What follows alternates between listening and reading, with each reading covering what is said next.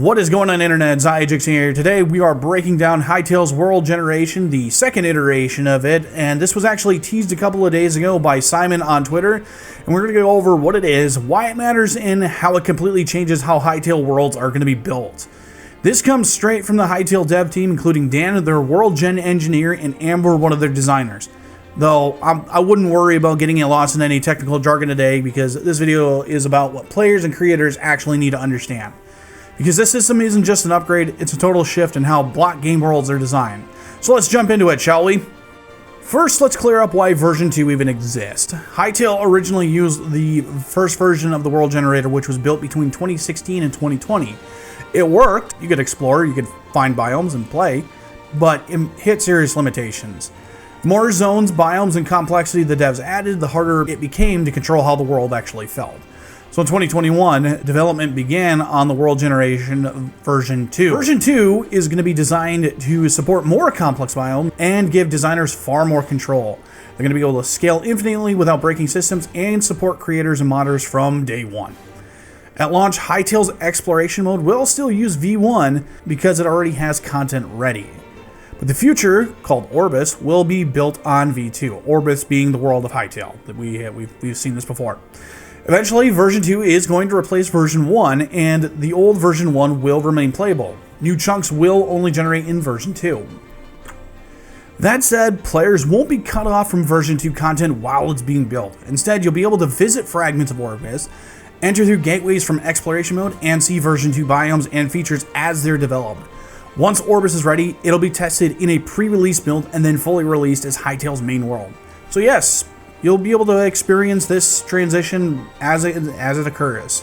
This is the core behind the version 2 World Gen. Hytale worlds are not just fully random. They weren't ever going to be. Instead, the devs described it as carefully handcrafted but infinitely procedural.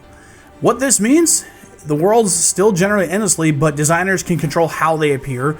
Resources are balanced intentionally, and important locations are subtly guided towards the player. This is where patterns come in. And when I say patterns, I'm talking about one of the new cool features that version 2 has, which is called pattern scanning. In the simplest of terms, the game looks at the environment and it checks for specific conditions, and then it places objects based on those rules. For example, a specific tree can only spawn above caves, and those caves will contain rare resources. Players will learn this naturally just by exploring, and this is what the devs will actually call heuristics, which are environmental clues that reward observation. Other examples include log bridges spawning only where two riverbanks align, mushrooms growing only in sheltered areas, flowers spawning in low valleys surrounded by rocks, and trees hinting at a biome features below the surface. The world itself is going to teach you how it works. And for you modders out there, version 2 is also going to be a massive upgrade. World Gen mods will automatically work with vanilla systems and plug into other mods cleanly. They're multi-threaded by default, and they can read surrounding world context easily.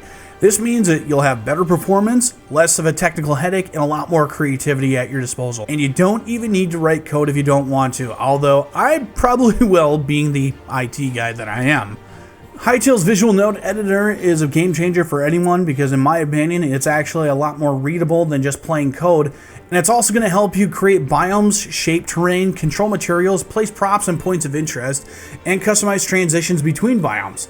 Changes will update live in-game as you edit, so you don't have to worry about quitting the game and reloading stuff. In addition, the creators can also control cliff shapes, decide where grass can grow, limit materials by depth or exposure, and generate forests, ruins, caves, landmarks, etc. And biomes are pretty much treated like tiles in a puzzle. Zones are built from those tiles, and the entire world is assembled from those zones. Every biome in Orbis is going to be shared with the community and fully editable. Personally, I'm actually really looking forward to the node editor just because, well, I'm a lot more of a visual learner, and personally I kind of hate coding even though I learned how to code. Yeah. Moving on. The devs also showed experimental terrain packs including floating islands, which are my personal favorite of the bunch here, arc-based landscapes, alien worlds, underwater cave systems, procedural rings, and chaotic stacked terrains. These aren't guaranteed to ship, but they do show what the system is capable of doing. Looking ahead, version 2 will eventually support procedural rivers and roads, dungeons and buildings, organic wildlife, waterfalls, smarter biome connections, and more. Community feedback will directly influence what's to come next, so definitely be sure to share your feedback, guys. And then finally, there's Simon's vision in the future, which he sums up best here, which the system allows artists and designers, not just programmers, to fully shape the world. Because of that, Hytale is introducing a brand new role, a world designer, and they plan to hire 15 or more people as world designers, many from the community. And the goal there is they want worlds to feel handcrafted while remaining infinite with gameplay that comes first. Orbis is just going to be the beginning. There's going to be new worlds, dimensions, and experiences that are already planned.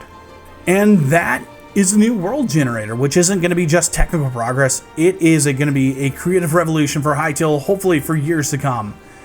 And that's pretty much all I have for right about now, guys. If you're excited for Orbis, modding, or world creation, be sure to leave a like in the like box. Leave a comment if you like. Be sure to subscribe for more content by yours truly. I've been Xiagax, and I will see you in the next one.